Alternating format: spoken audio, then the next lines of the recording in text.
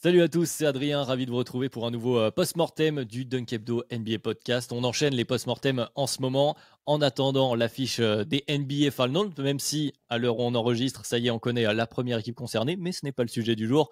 Le sujet, c'est donc le bilan des éliminés du tournoi de fin de saison, les éliminés du jour. Ils sont dans l'Arizona, évidemment. Je parle des Phoenix Suns, et pour parler des Suns avec moi aujourd'hui, alors je n'ai plus de petite introduction, on enchaîne trop en ce moment, donc c'est Constant. Comment ça va, Constant?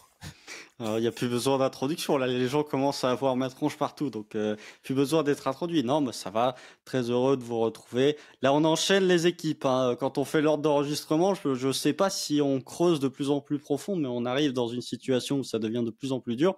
Voilà, on est là pour parler des Suns, du fameux ex-joueur du Thunder qui est parti en bon terme avec sa franchise. Je parle de Effectivement, Darius Bazley, hein, bien sûr, pas de Kevin Durant. bien entendu, le mythique Darius Bazley, vous l'avez entendu. Gabin qui est avec nous aussi. Ça va, Gabin, toi aussi, la fatigue, comment tu gères? La fatigue, ça va très bien vu que je regarde tout en replay. Voilà, soyez intelligents, les abonnés de Kebdo. Ne sacrifiez pas votre sommeil comme mes deux compères parce que c'est dangereux. Bah Ouais, voilà, un ouais. conseil santé également. Mais après, voilà, selon la situation de chacun, on peut plus ou moins se le permettre. Mais évidemment, le sommeil avant tout. Comme d'habitude, je le rappelle tout de même, vous êtes les bienvenus pour suivre Doc Hebdo un peu partout, sur les plateformes de podcast principalement, mais aussi donc sur YouTube, si vous voulez voir les cernes se creuser au fur et à mesure des post-mortem. Et puis, nouveau post-mortem, aujourd'hui, je le disais, c'est celui des Phoenix Suns. Phoenix Suns, vice-champion NBA l'année dernière, et qui ne sont pas vraiment les mêmes pour cette fin de saison 2023 qu'à la fin de l'été dernier. Il s'est passé beaucoup de choses Il y a 2 ans cette année. vice-champion. Pardon? Il y a 2 ans Il y a vice-champion 2 ans, NBA. vice-champion, oui, c'est vrai, 2 ans. Parce que l'an Écoutez, on dernier, c'est enregistre. Dallas. Et oui, effectivement, c'est vrai qu'il y avait une sortie pas terrible, mais d'ailleurs on va y revenir. Mais comme quoi, c'est bien la preuve qu'on fatigue. Voilà, vous avez la preuve en live, on ne va pas couper ça au montage. Donc les Phoenix Suns, qui étaient vice-champions il y a 2 ans, qui sont fait sortir par Dallas et qui ne sont plus les mêmes. De toute façon, la conséquence est la même pour cette fin de saison. Ce ne sont plus les mêmes Phoenix Suns et on va longuement en parler.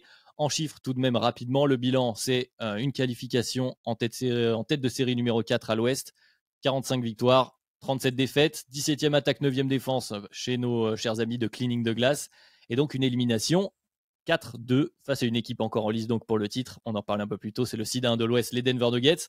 Donc ça, c'est le bilan rapide. Et il y a quand même 2 saisons en une pour cette année avec un gros changement en coup de route. On va probablement en parler, notamment dans la partie consacrée au projet. Pour l'heure, on se tourne vers cette saison. Est-elle réussie ou non? Constant, comment est-ce que tu juges la saison des Phoenix Suns? Elle n'est pas réussie, mais elle aurait pu être pire que ça. On est vraiment pas pour revenir en détail sur le projet, mais quand on a vu le début de saison des Suns, on s'est dit bon, il y a potentiellement une sortie de route qui peut être vraiment dramatique, et finalement ils ont pu raccrocher les wagons avec ce trade pour Kevin Durant. On était vraiment dans une situation où on se disait, bah, en fait, leur fenêtre de titre, elle est fermée vis-à-vis du niveau de Chris Paul, etc. Ils ont réussi à la rouvrir avec ce trade pour Kevin Durant, même si ça a amené d'autres problématiques. Non, c'est un échec, bien évidemment, puisque beaucoup de gens les voyaient favoris de la conférence Ouest, dont moi, hein, je l'avais pas caché. J'ai sous-estimé les Nuggets. Bravo à eux. Voilà, ils nous ont fait mentir depuis le début de ces playoffs et depuis même le début de la saison régulière. Après, non, c'est un échec parce que tu n'as pas été champion, c'est un échec parce que ça a souligné beaucoup de tes problématiques, et c'est un échec puisque tu as quand même ton coach qui se fait licencier à la fin de la saison. Donc c'est pas le plus gros échec pour moi de la saison régulière, même si on avait tous, je pense, des attentes beaucoup plus élevées sur ces Suns que ce qu'ils ont montré sur le parquet. Mais quand on voit la physionomie de début de saison, les problématiques qu'il pouvait y avoir, je me dis que ils ont quand même réussi à bien rattraper le wagon. Alors, Gabin, toi, comment tu le vois? Échec ou pas échec? Es-tu plus dur que Constant avec les Suns? J'ai la même vision que Constant. C'est un échec, mais un petit échec parce que déjà l'effectif a drastiquement changé en février avec l'arrivée de Durant. T'as pas eu le temps de te caler avec lui vu qu'il a joué que 8 matchs avec les Suns en saison régulière. Ensuite, on a eu des problématiques. L'effectif non plus, on n'a pas pu faire une vraie free agency, une vraie off-saison pour rajuster un effectif. Je trouve qu'il y avait beaucoup de problèmes à ce niveau-là. Et derrière, tu perds contre les Denver Nuggets en accrochant quand même la série contre ceux qui ont gagné l'Ouest. En vérité, je pense que les Suns étaient au-dessus des Lakers s'ils avaient dû s'affronter. Donc c'était peut-être la fausse finale de conférence. Donc moi, ça me paraît ok pour l'année 1 un peu de Durant aux Suns. Par contre, l'année prochaine, il y a plus d'excuses. Si l'année prochaine ils vont pas au titre, c'est vraiment l'échec là pour le coup. On va voir, il y a beaucoup de facteurs qui vont rentrer en compte, mais je vous rejoins un peu. C'est un semi-échec quelque part, puisque effectivement, quand tu récupères KD, on s'attend à beaucoup de choses. C'est vrai qu'on était plutôt positif chez Dunk Hebdo autour des Suns, mais finalement, quand on analyse, et on va, je pense, y revenir, les causes de cette élimination, de leur défaite face aux Nuggets, bon, on avait une équipe très amputée, parce que oui, tu récupères KD, mais tu es très amputé au niveau de la profondeur, notamment de ton effectif. Ça n'a rien à voir. Comme tu l'as bien dit, Gabin, les pièces qui te restent sont pas forcément les plus adaptées au cœur de ton équipe. La sortie est aussi peut-être un peu moins moche sur la forme justement que celle de l'an dernier. Alors c'est pas terrible, le dernier match c'est pas terrible tout de même. L'écart à la mi-temps c'est le même quand même. Ah oui c'est vrai qu'il y a 40 points. Oui, il y a 30 et points. 30, ouais. Mais bon, ouais, ouais. Disons que contrairement à Dallas l'an dernier, ils n'étaient pas favoris sur ce match 6 et que c'était pas la meilleure équipe non plus. Voilà, c'était pas la meilleure équipe. Bon, on va revenir sur les cas particuliers, effectivement, mais c'est vrai que voilà, bon, tu sors, tu finis, tu peux être un peu déçu, mais je pense qu'avec un peu de recul, et les fans des Suns pourront nous en parler, je pense que tu n'es pas alarmiste parce que, comme vous l'avez bien dit, on est sur la saison, même pas sur la saison 1, sur la saison 0.3. 0.5, ouais. Ouais, voilà, du projet actuel, du projet autour de KD et Booker. Et justement, transition toute faite avec la deuxième partie de nos post-mortem. C'est le point sur le projet. Je pense que là, ça va être un très gros point autour des Suns, puisqu'il y a eu plusieurs choses. Il y a le trade de KD, il y a eu le changement de proprio également au mois de décembre, qui a l'air d'ailleurs d'influer là-dessus. Comment on analyse, Constant, on va recommencer avec le même rythme tout au long du podcast. Comment toi, tu analyses ce changement de projet qui peut-être a surpris certains, parce qu'on était sur une construction de Suns à la base avec des constructions à la draft en projet type Warriors, on va appeler ça comme ça, avec Michael, avec Cam Johnson. Finalement, nouveau proprio, il a décidé de pull de trigger pour faire venir KD. Est-ce qu'on peut vraiment lui en vouloir? Qu'est-ce qu'on en pense? Où on en est? On a rouvert la fenêtre. Est-ce que c'était la bonne idée? Constant, on en est où de ce projet? Pour moi, oui, c'était la bonne idée. On salue nos amis de Valley Hoop qui ont fait leur podcast débrief de la saison où ils disaient que ce soit Rodolphe ou que ce soit Hicham, ils étaient un peu déçus du trade qui a été effectué au mois de février pour Kevin Durant parce que ils trouvaient qu'ils avaient une stabilité au fur et à mesure des années et puis ils aimaient bien Michael Bridges ou Cam Johnson. Pour moi, il y a de l'affect forcément. Bien sûr, il y a de l'affect. En plus, pour des joueurs que tu as draftés, tu as toujours de l'affect supplémentaire. Malgré tout, je continue de penser que avec l'effectif, si l'effectif actuel avait été conservé, leur fenêtre de titre était fermée. Parce que le niveau de Chris Paul était insuffisant, parce que malgré toute l'affection que j'ai pour Cameron Johnson et pour Michael Bridges, ce sont deux joueurs qui, pour moi, ne te permettent pas d'aller au titre, même si Devin Booker a été stellaire dans son niveau de jeu dans ses playoffs 2022. Il a été extraordinaire. Il gagne limite les 2 matchs de la série à lui tout seul, ou pas loin, surtout Game 3. Mais dans le projet, t'as changé de projet en fait, comme t'as changé de proprio. Et c'est vraiment le point le plus important de la saison des Suns. C'est pas le trade de Kevin Durant, c'est le changement de proprio, c'est l'arrivée de Matisse Bia, le rachat de la franchise par Matisse Bia, puisque les discussions pour un éventuel trade de Kevin Durant avaient déjà eu lieu en septembre, au moment où KD avait demandé son transfert du côté de Brooklyn. Ça n'a pas été fait. Matisse Bia est arrivé, a fait ce trade, et à partir de là, tu réduis ta fenêtre de titre puisque tu dépends beaucoup de l'âge de Kevin Durant et tu es dans une optique de, allez, sans compter cette année, 2-3 ans où tu vas être contender, où tu vas essayer de fructifier le duo KD Booker. Donc, où t'en es dans ton projet, tu viens d'en clore un et tu viens d'en ouvrir un nouveau. C'est vraiment le premier chapitre du projet Devin Booker, Kevin Durant. Donc, c'est une nouvelle porte qui s'ouvre avec d'autres incertitudes dans le roster, d'autres qualités aussi, mais tu repars vraiment sur quelque chose de neuf, même si ta superstar, même si le visage de ta franchise reste le même joueur. On va pouvoir se projeter dans ce nouveau projet, mais tout d'abord, toi, Gabin, sur ce changement, cette transition, comment est-ce que tu l'as vu, toi aussi? Est-ce que tu trouves qu'ils ont bien fait de faire venir Kevin Durant?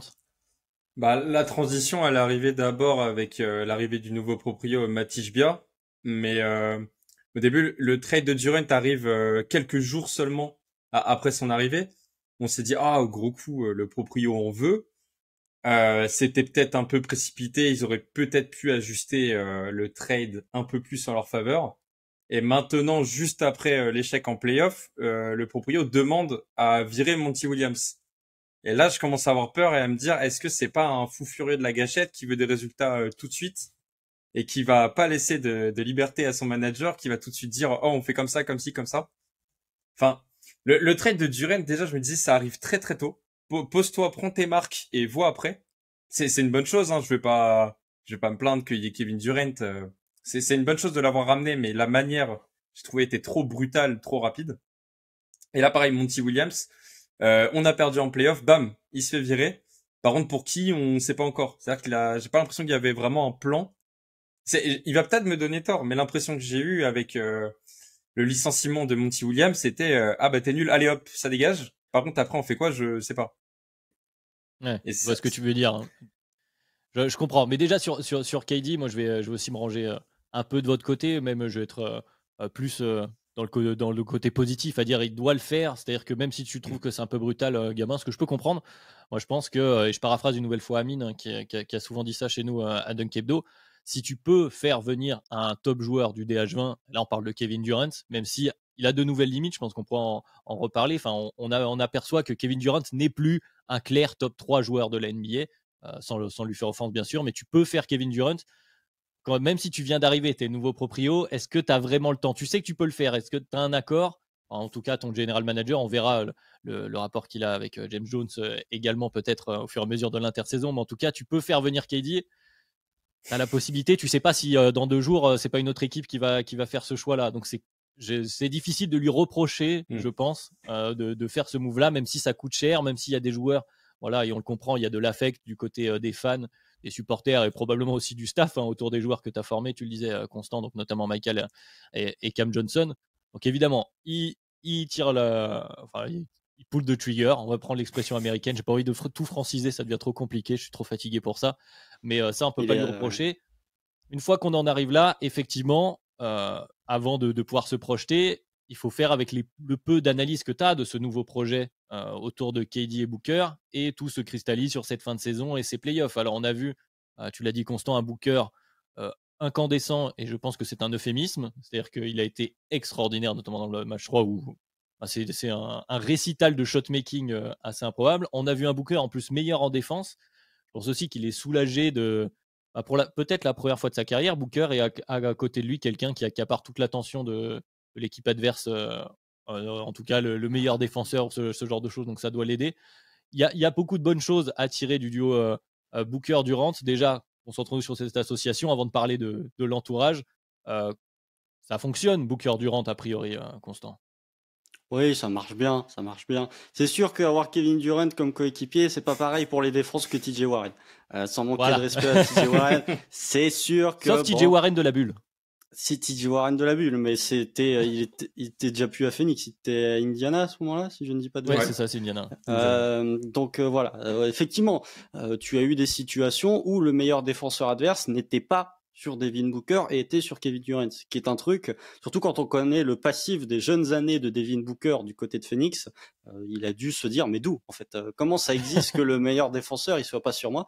Il a fait, oui, des playoffs qui étaient très bons. Les deux, en fait, t'es obligé d'évoquer la relation Devin Booker-Kevin Durant en évoquant un peu le personnel autour. En tout cas, en évoquant Chris Paul.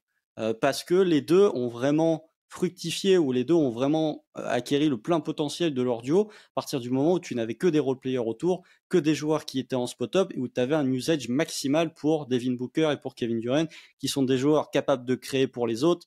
On a vu un Devin Booker faire plusieurs matchs lors de ses playoffs où il était à plus de 40 points, certes, mais il y avait 8 passes. Kevin Durant était pas loin sur certains matchs où il terminait à 7-8 passes. C'était vraiment l'attaque prenait son plein essor avec des joueurs à 3 points dans le corner, et avec KD et Devin Booker qui prenaient toute la balle.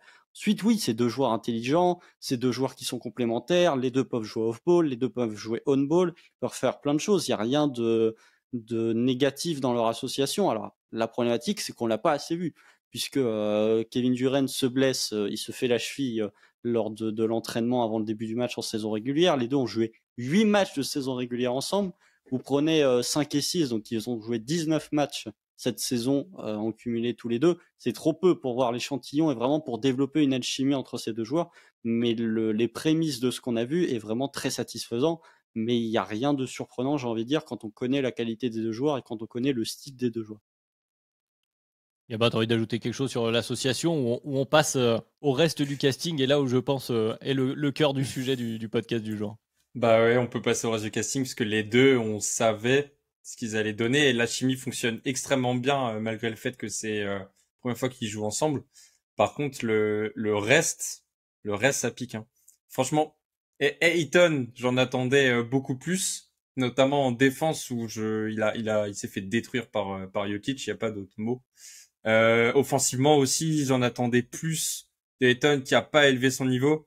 Chris Paul, c'est plus possible. À 38 ans, c'est très très compliqué. En défense notamment, il arrive plus à suivre et ça devient un boulet en fait défensivement pour l'équipe. Et derrière, c'est vraiment des joueurs. Le banc des Suns, c'est terrible. C'est l'avant-dernier pire banc au scoring sur cette post-season, sur les playoffs. En fait, à part Cameron Payne, qui j'ai trouvé plutôt ok. Il fait notamment un dernier match 6 contre Denver qui est plutôt bon, avec l'absence de Chris Paul. Il est plutôt bon, faut le dire. Le reste, c'est très très compliqué, hein. Je pense à TJ Warren, Damian Lee, on a vu Okogie. Landry Shamet. Landry Shamet, va falloir changer quelque chose pour le banc, rajouter des joueurs, parce que là, pour aller chercher un titre, malheureusement, avec cet effectif-là, même avec un Booker et un Durant en feu, ça me semble impossible. Rajouter des gens, ça va être un sujet et le nom de Landry Ouais. Shamet sera dans les histoires financières. On en parlera un petit peu, même si notre expert CBA, notre cher Tom, n'est pas encore avec nous. Il vous prépare d'ailleurs les petits teasings de ce qui se prépare chez Dunk Hebdo, des explications avec ces changements de CBA, parce qu'il y a beaucoup de choses et ça va être très compliqué et ça va être un sujet pour les Suns. Mais on en parle un peu plus tard. Revenons pour le moment sur le tour. Oui, gamin, pardon, tu voulais ajouter quelque chose? Je te vois lever la main très scolairement.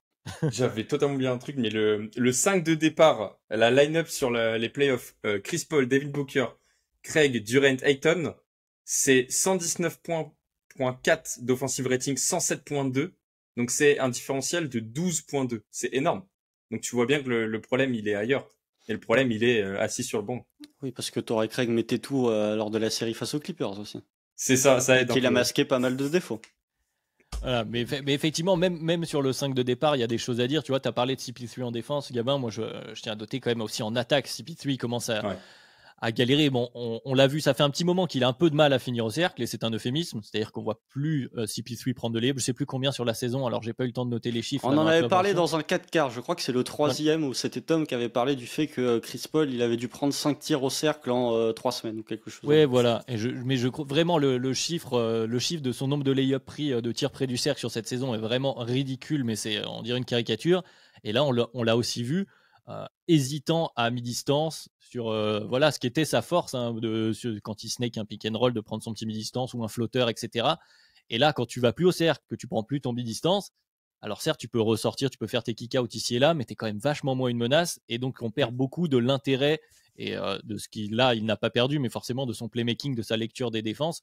Si tu peux pas les punir en mettant toi-même un panier, c'est beaucoup plus compliqué de trouver une passe décisive au sens premier du terme, pas au sens assist, mais décisive pour faire marcher une offense. Donc ça devient compliqué pour CP3. Ayton, on en parle beaucoup, Constant, tu en es témoin également sur les joueurs, le top des joueurs frustrants à voir en NBA parce que Ayton, tout le monde l'a vu, le profil, le prospect Ayton, et puis ce qu'il montre par certains flashs où c'est un joueur, on se dit, il y a vraiment quelque chose, il passe un cap et ça devient un très très bon pivot de NBA. Et année après année, on a l'impression de faire un peu le même bilan. Donc, ces deux joueurs dont on va beaucoup parler, notamment dans ces problématiques financières. Et puis le reste, bon, la profondeur, je ne sais pas si tu vas ajouter quelque chose là-dessus, Constant, mais effectivement, la profondeur, c'est les conséquences du trade autour de KD. Effectivement, tu étais un peu court et il y avait peu de joueurs utilisables de manière positive dans les playoffs. Oui, il faut séparer, il faut compartimenter un peu les cas de figure. Parce que pour le cas Chris Paul, moi, ce qui m'a fait le plus de peine, c'est vraiment... Déjà, la série contre les Clippers, je m'étais dit, il est vraiment mauvais. Et si vous réécoutez la preview la preview qu'on avait enregistrée avec Ben sur le Nuggets Suns, j'avais dit, je ne crois pas que Chris Paul va faire 2 mauvaises séries de suite. Bon, déjà, il a joué un match et demi. On arrive encore une fois... Non, mais qui est une réalité, on arrive à cette arlésienne qu'on a tous les ans, sauf à OKC, tiens, c'est bizarre, où Chris Paul, il arrive en play-off et il y a un moment où il se blesse. Donc là, il s'est blessé au milieu du Game 2. En plus, dans un Game 2 où Phoenix commençait à prendre l'avantage un tout petit peu, ou commençait à prendre le momentum, donc ça arrive vraiment au pire moment possible. C'est vraiment Game 1 et donc la moitié de Game 2. Quand il est plus capable de sanctionner sur ses elbows les drops de Nikola Jokic, j'ai fait, mais là, ça y est, en fait, c'est Chris Paul, c'est fini, c'est plus le même Chris Paul. Ça, c'est une première problématique. La deuxième problématique, c'est le cas d'Andre Ayton. Bon, il s'est fait défoncer par Nikola Jokic. Ça arrive à des gens bien. Ça arrive absolument tout le monde dans ces playoffs 2023. Même le meilleur défenseur intérieur qu'est Anthony Davis sur ces playoffs a été obligé de laisser Rui Hachimura prendre les contacts pour pouvoir être impactant défensivement. Donc voilà, il a fait ce qu'il a pu. Ça a jamais été très bon défensivement. DeAndre Ayton, même en dehors de ses playoffs, de manière globale, ça n'a jamais été un fort défenseur. Il a fait ce qu'il a pu. En attaque, il a un peu disparu, pour le coup, avec l'absence de Chris Paul. Voilà, ce que j'allais dire, c'est un jeu joueur qui est dépendant aussi d'une création d'un guard play. Tout à fait, parce que son Game 1 et son Game 2 est plutôt intéressant, et par contre, dès le Game 3, il disparaît complètement en nombre de tirs tentés. Et après, voilà, c'est un joueur frustrant, c'est un joueur que moi je considère comme soft, c'est un joueur qui n'a pas conscience de sa taille, qui ne joue pas avec sa taille, voilà. On va pas refaire 100 fois le cas d'Andre Ayton. Et pour le banc, c'est le contre-coup, j'ai envie de dire, d'une part la blessure de Chris Paul et deuxièmement du trade de Kevin Durant, comme vous l'avez dit. Mais même le banc, il y avait des pièces qui étaient des pièces importantes quand on regarde les runs précédents du côté de Phoenix. Cameron Payne, lorsqu'il va en finale, Cameron Payne joue à un niveau qui est incandescent. C'est le meilleur Cameron Payne qu'on avait jamais vu. C'est le seul bon Cameron Payne qu'on ait jamais vu. Mais voilà, il était très bon. Là, il a pas été terrible. Il y a le cas d'Emion Lee, qui a vraiment pas été intéressant. Il y a le cas Landry Shamet. Bon, voilà, ça va faire un running gang pour les fans des Suns. Mais Landry Shamet, quand je vois qu'il est payé 11 millions la saison et que son attaque, alors j'aime pas critiquer les contrats, mais quand on va arriver sur point des finances, le contrat de Landry Shamet, il pèse et son rendement sur le terrain n'est pas assez suffisant. Il y a Jock Landale qui est un peu une mini surprise, qui a montré des choses qui étaient pas si mal. Bismack Biyombo, il a fait du Bismack Biyombo. Et finalement, on regarde les pièces de 2021, Jay Crowder est parti. Il y a eu le cas de Jay Crowder qui est parti du côté de Brooklyn, mais même avant ça, il voulait pas jouer. Il y a le cas Mikal et le cas Cam Johnson, merci. Et il y a le cas Dario Saric, qui était une pièce importante là aussi de ce groupe lorsqu'il est allé en finale. Tous ces joueurs-là ont disparu de la rotation et ça affaiblit ton 5 majeur et ça affaiblit ton banc. Et je conclurai juste par une question qu'a posé Bobby Marks dans ses vidéos d'analyse de fin de saison. Je pense que les Suns ne sont pas plus près d'un titre maintenant que ce qu'ils étaient il y a 2 ans quand ils font les finales NBA. C'est un peu la question qu'on va essayer de se poser en se projetant sur la suite, sur l'intersaison. Donc allons-y, soulevons la problématique financière que tu as un peu commencé à évoquer avec le contrat de Landry Shamet.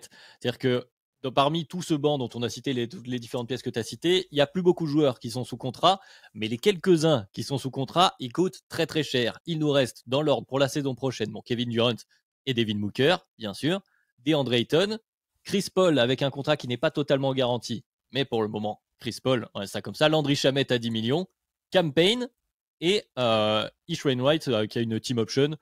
Et donc éventuellement, voilà, donc ça fait 7 joueurs si on les prend, et si on garantit tout le monde, on est déjà largement au-dessus de la taxe pour Phoenix. Donc il y a plusieurs questions qui se posent sur comment réorganiser, alors réoutiller, tiens, pour citer une nouvelle fois Tom, autour de Durant et Booker qui, eux, a priori, ne vont pas bouger. Les questions, je les balance un peu en rafale. Gabin, tu choisiras ton thème. Il y a éventuellement des trades autour de Ayton, de Chris Paul, des deux. Tu peux aussi couper Chris Paul et puisqu'il n'y a plus beaucoup d'argent garanti sur son contrat, ça te coûtera un peu moins. Et donc, tu peux essayer de bricoler avec ça. Et ensuite, tu es très, très limité pour essayer de faire venir du monde avec des contrats minimums, etc. Gabin, quelles sont les variables sur lesquelles, toi, tu envisages qu'on puisse bouger pour justement se rapprocher du titre? Parce que c'est la question, du coup, on va essayer d'y répondre. Constant l'a bien posé. Est-ce qu'on est proche du titre et comment y arriver le plus rapidement possible, puisque le temps tourne, notamment pour KD? On est proche du titre quand même, parce que vu le niveau de Durant et Booker, il suffit de bien entourer ces deux joueurs-là et tu peux y aller au titre. Le plus dur, c'était d'avoir. Il suffit. Le plus dur, c'est d'avoir Durant et Booker. Quand t'as que des minimum vets, c'est difficile. C'est compliqué, hein. Et là, pour la saison prochaine, les assets, ils ont que dalle. Il y a aucun premier tour de draft que tu peux transférer parce qu'ils sont tous à Brooklyn. Oui, puis il y a la règle, on rappelle la Stepien Rule qui fait que comme on Bah, ne peut plus transférer de premier tour de draft 2 années de suite, bah, là ils peuvent rien bouger au niveau de leur premier tour de draft. Puis même il y a les C'est ça. swaps aussi. Au-delà Oui, en des plus. firsts envoyés, il y a des swaps avec Brooklyn. Tu as, Donc c'est mort. ils ont rien. Tu peux activer une mid-level exception à 12,2 millions. Donc tu pourrais éventuellement avoir un 9e, 10e joueur de rotation, pas mieux, et une binual exception à 4,5 millions. Bon, ça c'est rien du tout. Et en fait, ils ont aucune marge. Quand tu prends le salaire de Kevin Durant, Booker, Ayton, Paul, t'es déjà à 10,9 millions au-dessus du salary cap. Donc en fait, en gardant ces 4 joueurs-là, tu ne peux faire aucun mouvement et t'es bloqué.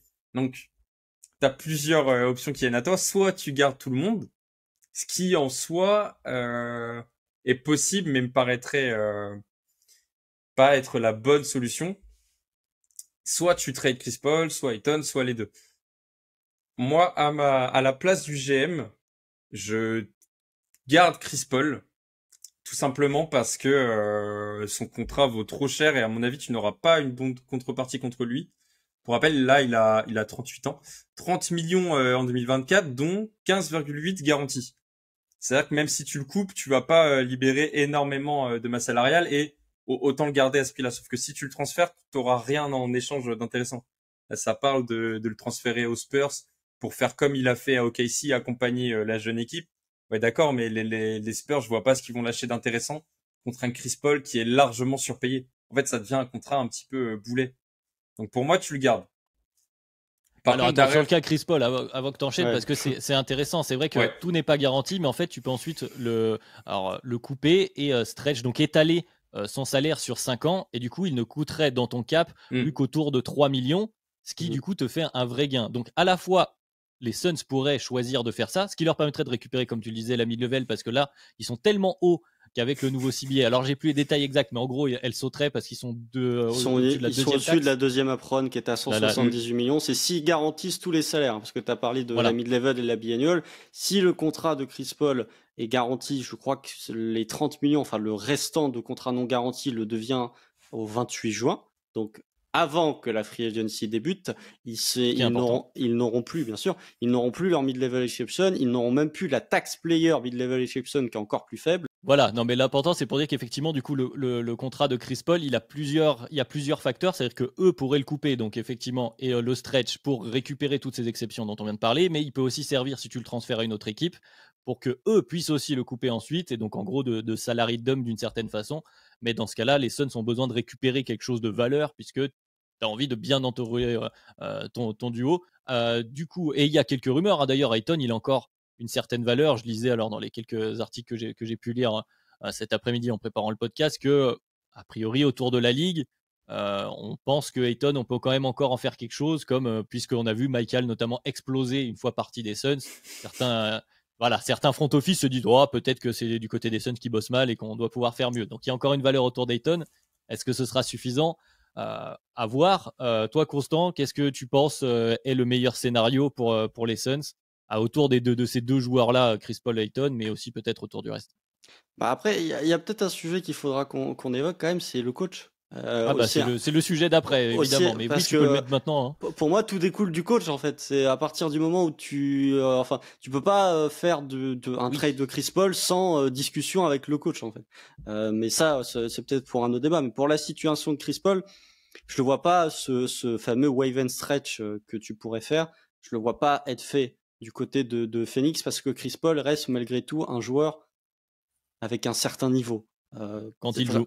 Quand il joue. Mais justement, la problématique, c'est quand il joue. Mais tu peux appliquer ça à tous les Suns, en fait. C'est que si ils font run it back, ce que je ne crois absolument pas, c'est on garde DeAndre Ayton, on garde Chris Paul, et ensuite on met que des minimum vets autour. Bah, il y a 82 matchs de saison régulière. Il faut faire 82 matchs avec Kevin Durant, qui est un joueur qui est de plus en plus fragile et qui loupe en moyenne entre 25 et 30 matchs la saison. Avec Chris Paul, qui est de plus en plus fragile et qui loupe des matchs. Bah en fait, ta saison régulière, tu peux t'en retrouver très mal classé. Donc, et c'est pas tes minimum vets qui vont t'aider à gagner des matchs. Donc, non, ça, j'y crois pas. Je pense que Chris Paul, euh, je vois vraiment pas de scénario où, surtout avec le licenciement de Monty Williams, je vois pas de scénario où il reste à Phoenix en octobre 2023 à l'Opening Night. Pour moi, il doit être échangé même avant le 28 juin. C'est que je pense, tu essayes de te débrouiller pour l'insérer dans un trade avant ces 15 millions, après l'équipe se débrouille. DeAndre Ayton est un max de circonstances, puisque c'est Indiana qui lui a donné le max et Phoenix a été obligé de s'aligner alors qu'il voulait pas lui donner le max. Il a de la valeur. Il y a 2-3 rumeurs qui circulent du côté de Dallas où potentiellement pourrait y avoir un Tim Hardaway Jr., Javal McGee, pick 10 contre DeAndre Ayton. Si les Suns récupèrent ça pour DeAndre Ayton, je peux dire qu'ils érigent une statue en faveur de Mark Cuban et de Donnie Nelson juste à côté de la Token State Resort Arena. Mais oui, DeAndre Ayton, Chris Paul, c'est les deux joueurs qui peuvent bouger. Un des deux va bouger. Pour moi, c'est quasi sûr. C'est Chris Paul. Il y a un scénario où les deux peuvent bouger avec DeAndre Ayton et effectivement, peut-être que ces Suns vont essayer d'échanger Ayton pour avoir deux joueurs. Et pour le coup, voilà, j'ai entendu nos amis de Valley Hoop en discuter. La question de DeAndre Ayton contre Buddy Hield et Miles Turner. Alors, on sait, c'est des joueurs, ça fait 14 ans qu'ils sont sur le marché. S'ils sont sur le marché, s'ils sont encore sur le marché aujourd'hui, c'est peut-être qu'il y a une raison. Mais on sait qu'Indiana, il voulait Miles Turner, non, il voulait DeAndre Ayton. Tu rappelles Indiana un an après, tu fais bon, vous le voulez toujours votre pivot au max, là, bon, on est prêt à vous le redonner. Donc, DeAndre Ayton en suspens. Chris Paul, pour moi, ça va partir en même temps que le départ de Monty Williams. Et le reste, va falloir bricoler avec les Soukta parce que même dans le cas où tu coupes Chris Paul, tu es une équipe au-dessus du cap. Donc, t'as pas de marge de manœuvre. Ouais, c'est ça, pas de marge de manœuvre. Après, dans les autres scénarios, moi, que je m'étais noté un peu, c'est qu'effectivement, au-delà des valeurs texto joueur contre joueur, il y a des bruits ici et là autour des pics. Tu as cité le pic 10, mais il y a aussi des bruits de couloir autour du pic 3, notamment de Portland. Peut-être que tu peux te glisser là-dedans pour ensuite réutiliser ton pic dans un autre échange derrière, peut-être pour plusieurs pièces selon les autres.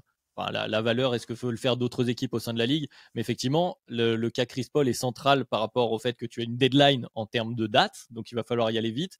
Et donc l'autre problématique, tu l'as soulevé, Constant, je vais te relancer dessus, c'est celle du coach. On l'a évoqué un peu en filigrane. Donc Monty Williams qui a été limogé, qui a été remercié, on va dire ça comme ça. Il y a quelques noms qui arrivent ici et là, parce qu'il y a une grosse valse des coachs au niveau de l'ennemi. On fait le post-mortem des équipes, mais on pourrait presque faire un podcast post-mortem des coachs avec Nick Nurse, avec Budenholzer, avec donc Monty Williams. Des noms qui reviennent parfois, d'ailleurs, Bud et Nick Nurse notamment dans les rumeurs pour Phoenix, peut-être aussi en interne. Voilà, il y a plusieurs noms ici et là qui risquent de conditionner ensuite le projet. Gabin, qu'est-ce que tu en penses de ce sujet-là? Est-ce que, voilà, comme le disait Constant, il faut vite trouver quelqu'un? Et si oui, qui? Alors pour le coach, autant j'ai dit tout à l'heure que le virer me faisait peur au niveau du proprio, autant je trouve que c'était sûrement une bonne décision pour plusieurs raisons. Première, c'est la théorie des coachs de Ben. C'est-à-dire que il y a des coachs que tu dois avoir pour différents stades de l'avancée de ton équipe. Monty Williams a réussi en fait à emmener les Suns à passer le cap vers une équipe contenders. Il était là à la bulle quand l'équipe a vraiment passé le cap d'équipe faible à playoffable et ensuite contenders. Maintenant, est-ce que c'est le coach qui te fait gagner le titre? C'est qu'il a, on peut lui trouver des excuses, mais en 2020, il a perdu. 2022, c'est la grosse fessée en Game 7 contre les Dallas Mavericks que tu dois prendre. 2023, il repère avec un Game 6 dégueulasse. Plus, on a vu des tensions avec DeAndre Ayton. On n'est pas sûr que le reste de l'effectif soit d'accord avec ses méthodes et ait une bonne entente avec lui. Donc pour moi, c'est pas si déconnant de le virer. C'est peut-être un peu tôt, mais on était peut-être arrivé à la fin du cycle Monty Williams. Alors, le problème, c'est que j'ai l'impression qu'ils n'avaient pas de nom de rechange prêt tout de suite. Et donc, si je devais en choisir un, il y a des noms qui traînent, mais ça serait Nick Nurse.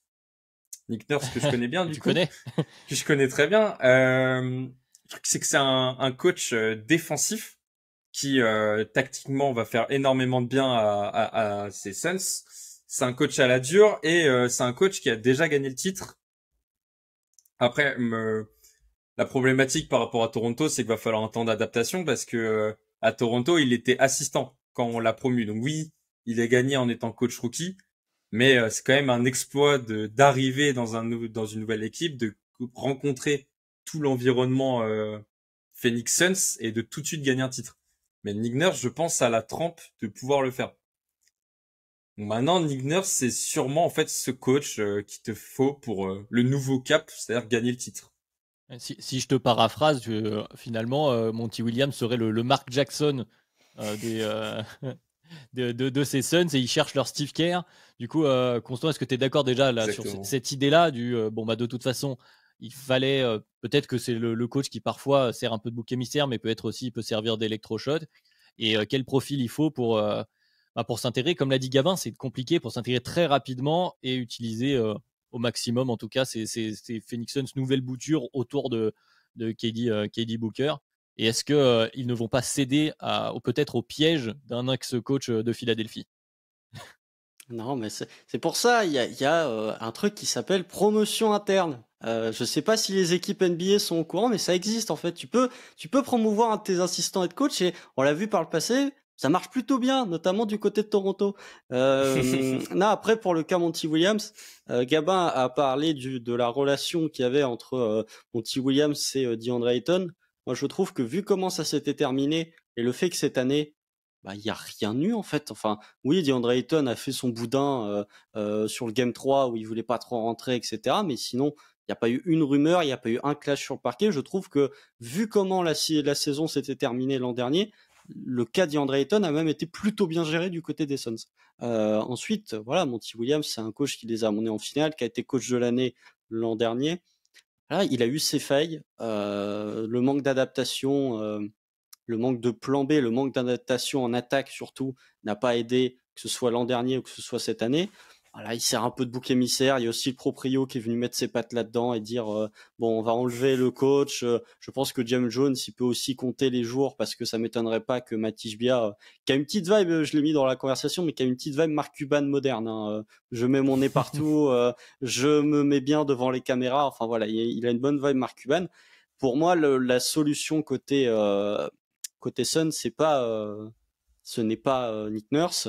Ça aurait pu être Willie Green, qui malheureusement est parti 2 saisons plus tôt, mais qui était assistant coach sous Monty Williams l'année où ils font la finale NBA. Pour moi, c'est Kevin Young, la solution, qui est l'assistant. Donc en interne. En interne, pour moi, c'est la solution. Ton timing est trop serré pour te permettre une saison de tâtonnement avec un nouveau coach. Kevin Young, il connaît l'écosystème de Phoenix.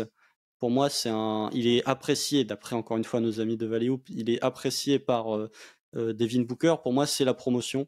Et tu as une promotion en interne, c'est plus intéressant que de prendre un Nick Nurse où le fait d'être un coach défensif, ça va plutôt être intéressant parce qu'en attaque, t'as pas besoin de commander Kevin Durant et Devin Booker. Après, faut pas retomber dans le free flow offense de Brooklyn parce que sinon, on sait ce que ça donne. Doc Rivers, s'ils font Doc Rivers, cette franchise, je comprendrais pas Matisse Bia, mais je leur souhaite pas de faire Doc Rivers. Mais vraiment, oui, promotion en interne. Pour moi, Kevin Young, c'est le compromis. De toute façon, t'as pas de coach parfait. J'ai vu Tyronn Lue, mais Tyronn Lue, pour moi, il restera aux Clippers. Tu n'as pas de solution parfaite. Et pour moi, le bon compromis, c'est Kevin Young entre rupture avec Monty Williams, tout en préservant quand même un coach qui connaît l'écosystème. Ouais, je suis relativement d'accord. Alors après, c'est toujours compliqué de savoir quel est le bon coach. Je citais l'exemple Steve Kerr juste avant, mais on peut penser à des Brad Stevens, etc., qui paraissent être souvent le coach miracle, mais je ne crois pas qu'il y ait ce type de profil actuellement qui semble arriver dans l'écosystème, même si, voilà, encore une fois, j'ai pas toutes mes recherches au niveau des coachs hype, mais en tout cas, on n'a pas de noms qui sortent comme ça. Donc effectivement, peut-être que la piste interne est la plus sereine, même si avec tous les gros noms qui sortent, parce qu'on a cité Nick Nurse, mais voilà, il y a Bud aussi du côté des Bucks, il va peut-être faire des envies. Il y a Kenny Atkinson. Il y a Kenny Atkinson. Il y a Steve Nash qui traîne aussi dans les rumeurs, mais pas forcément de ce côté-là. Mais voilà, on ne sait jamais. C'est vrai qu'un un propriétaire, comme tu as dit, Constant, qui est un peu m'as-tu vu, je vais le dire comme ça, un peu tape à l'œil, peut-être qu'il peut céder à la sirène d'un nom qui fait venir, qui fait parler autour de Phoenix. Effectivement, je l'avais noté, tu l'as cité rapidement, mais c'est vrai que au niveau de la direction sportive, c'est peut-être aussi quelque chose à surveiller sur l'intersaison. Voilà, si tu es James Jones, peut-être que tu fais attention à où t'en est ton job et si tu vas pouvoir le garder. Alors, on arrive déjà à presque 3/4 d'heure autour des Suns. On n'a pas de solution miracle, évidemment. Juste pour en faire un petit bilan, j'ai envie de me retourner vers vous. À quel point est-ce qu'on croit à cette fenêtre? Puisque, voilà, tu l'avais dit, Constant, un peu plus tôt dans le podcast, ils ont décidé de réouvrir la fenêtre un peu au forceps avec ce trade de Kevin Durant pour essayer de jouer le titre à court terme. Voilà, donc encore à compter sur voilà, au moins la fin de prime, on va dire ça comme ça, de KD, en tout cas sa deuxième partie de carrière où il est encore un très très fort joueur, avec le prime de Booker. À quel point on y croit, un indice de confiance sur 10, Gabin, comment tu me situes sur, voilà, sur les, j'imagine, 2-3 saisons qui doit rester maximum à ce projet-là à fond. À quel point on croit aux Phoenix Suns? Ah, déjà, tu parles de 3 saisons, tu es ambitieux, parce que vu l'âge de Durant et Paul, à mon avis, tu espères. Alors, je ne mets pas Chris Paul pas c'est pas le nécessairement projet. Chris Paul dans ce projet-là, puisqu'effectivement, Mais ça même, pourrait bouger. Mais peut-être qu'il en est, hein. C'est libre à toi de le prendre comme tu veux. même Effectivement, 3 Durant, saisons, c'est optimiste. Tout le monde n'est pas LeBron James. Durant commence à être âgé et enfin, depuis sa rupture du tendon, il se blesse quand même. Donc, miser sur l'avenir, c'est compliqué. Je pense qu'il faut voir sur 1 an et en fait répondre à la question de l'année d'après. C'est-à-dire que je pourrais pas te répondre là sur 2 ans comme ça. Et sur l'année prochaine, c'est-à-dire que la fenêtre, elle est ouverte, mais elle est cassée en fait. Faut appeler un réparateur pour mettre un peu d'huile ou quelque chose sur la poignée. Je sais pas si vous voyez, mais en gros, Ouais, elle est métaphore. largement ouverte. Si tu arrives à faire juste les petits ajustements qu'il faut, et à trouver le bon coach, à emmener cette saison régulière en première, deuxième place, franchement, elle est ouverte largement. Ok, donne-moi un chiffre, elle est ouverte comment? Parce qu'il y a la Allez, concurrence aussi dans la notion de fenêtre ouverte. Il y a de la concurrence je et te de dis l'autre côté, il y a du monde. une chance sur 10 qui gagne le titre l'année prochaine. Ouais, oui. C'est un peu tôt, on est au début de l'été, peut-être Ouais, qu'on mais refera du ça. coup, Je te reposerai la question à la fin de l'été, on verra si ça a changé comme ça. moi, je te dis 3, mais c'est énorme en soi. 30% de gagner le titre, si je te dis ça. Bon. C'est pas en indice de confiance, c'est pas beaucoup, mais en pourcentage de gagner, oui, c'est vraiment Oui, énorme. voilà. Donc ça dépend On va comment dire, tu le. moi, je leur tu- donne 30% de chance de gagner l'année prochaine. Ok, Gabin est confiant. Constant, est-ce que C'est tu es même aussi beaucoup mieux. confiant que Gabin sur le projet KD Booker? Je vais l'appeler comme ça. Ça dépendra de cet été. Je vais faire une réponse de Ouais. Normand, je vais botter en touche, mais c'est Bien l'intersaison sûr. et même globalement la saison la plus importante de Phoenix, bien plus importante que cette demi-saison avec l'arrivée de Kevin Durant. Les moves qui vont être faits ou non durant l'été vont être cruciaux et vont déterminer l'indice de confiance. Vu que j'estime que l'effectif va drastiquement changer, je peux pas te donner un indice de confiance parce que j'ai pas l'effectif définitif. Par contre, si tu me demandes quel est mon indice de confiance sur le fait que les Suns vont réussir à capitaliser sur les 2-3 années de prime restantes de Kevin Durant pour aller chercher un titre, je te donne entre 5 et 10%, parce qu'il y a un champion NBA par an et que Kevin Durant a quand même bien baissé de niveau. C'est de plus en plus difficile. Alors oui, il paraît, c'est the Slim Reaper, voilà, il paraît facile dans ce qu'il fait, mais c'est de plus en plus difficile. Sans prémâcher ce qu'on va dire quand on évoquera KD dans le DH20, mais le tir à 3 points devient optionnel. Maintenant, c'est beaucoup de mi-distance, plus de cercle, rien du tout. Donc, il baisse déjà de niveau. Va falloir un Devin Booker qui joue à un niveau très élevé, ou alors qu'autour, ça se renforce beaucoup. Ce qui pour l'instant n'est pas le cas, et vu le manque d'assets, me permet d'en douter. Donc, je leur mets entre 5 et 10% de chance de remporter un titre. Ça me va tout à fait la réponse de bottage en touche parce qu'effectivement, c'est un peu ce qu'on va dire. C'est vrai que ça dépend de beaucoup de facteurs. Et même si on est autour de, comme tu l'as dit, de KD Booker, c'est compliqué de se prononcer. Mais aussi, j'ai beaucoup de doutes par rapport à ce que je disais juste avant, par rapport à la concurrence et par rapport à ce qu'on voit notamment du côté de l'équipe qui les a sortis cette année, que je vois mal baisser, lâcher l'accélérateur, même si. Alors on ne sait pas, hein, peut-être qu'ils seront champions, peut-être ils ne le seront pas, mais j'imagine, je les vois très très mal devenir moins Attention. forts. Et est-ce que avec quelques ajustements. Imaginez-les devenir champions. On a assez suffisamment parlé du hit en leur faisant pas confiance que bon. Ce n'est pas moi qui va effectivement enterrer le hit, c'est sûr. Mais dans un scénario ou l'autre, dans les deux cas, les petits ajustements, même si tu arrives à bien les faire, je ne sais pas s'ils seront suffisants pour passer un Denver Nuggets à ce niveau-là. Mais après, on ne sait jamais. Est-ce que les Nuggets n'auront pas d'autres problématiques? On aura peut-être l'occasion soit de les parler en tant que champion, soit de faire leur post-mortem peut-être. On verra. Dans tous les cas, c'est un autre sujet. Ça, c'était les Suns aujourd'hui. Et puisque tu terminais sur le trop de mi-distance de KD avant de raccrocher le podcast du jour, je voulais avoir un petit mot. Ça, c'est pour moi, c'est perso, mais pour Carmelo Anthony, parce qu'on a appris la nuit dernière la retraite officielle de Carmelo Anthony, et les auditeurs de Dunk Hebdo le savent. Je ne vais pas me cacher, c'était un de mes joueurs, si ce n'est mon joueur favori, qui n'a pas porté le maillot des Bulls, même s'il a été sous contrat pendant quelques jours. Il n'a pas joué avec nous, malheureusement. Donc voilà, pour saluer notre cher Carmelo Anthony. C'était un podcast autour de 2 très forts joueurs de mi-distance. Je me dis que ça sied bien à l'occasion. Donc voilà pour ces presque 50 minutes sur les Suns. Et encore, j'ai l'impression qu'on est encore loin d'avoir fait le tour de tout ce qu'on aurait pu dire sur eux. Et ça risque d'être une équipe dont on va reparler, soit durant l'été, soit à la fin de l'été. Parce que voilà, à l'heure de tous ces changements qui peuvent s'annoncer, le coach, peut-être des trades, des gros trades, peut-être qu'ils se retrouveront au cœur des plus gros trades de la saison. Donc une affaire à surveiller. Pour les fans des Suns, j'espère évidemment que vous n'êtes pas trop déçus. On verra si vous êtes confiants ou non d'ailleurs. N'hésitez pas à nous dire à quel point vous êtes confiants. Pour ceux qui sont restés jusque-là, nous envoyer un petit message, notamment pour échanger avec nous sur Twitter ou en commentaire YouTube, bien sûr. Et puis, comme d'habitude, voilà, le rappel protocolaire sur Spotify, sur Apple Podcast. N'hésitez pas à nous mettre les notes. Ça nous fait toujours plaisir. Et c'est vrai, ça nous fait toujours plaisir. Vous êtes les bienvenus. Merci de nous avoir écoutés une nouvelle fois pendant une petite heure autour de ce post-mortem. Et puis, on va vite se retrouver pour d'autres post-mortem et puis aussi pour la preview des finals qui arrive très très vite, je crois. Messieurs, hype ou non pour les finals? Ce soir. Bien sûr. Mais ça sert après, mais il nous manque un finaliste. Mais bon, il nous manque un nom, ouais, peut-être. On se dit que du côté de la Floride, bon, hormis accident industriel historique, puisque ce n'est jamais arrivé, on connaît quand même l'affiche. Voilà, peut-être que vous le savez, vous, chers auditeurs, si vous nous avez écoutés jusque-là à la sortie de ce podcast. En tout cas, merci de nous avoir écoutés. Et puis, on se dit à très vite. Salut. Salut.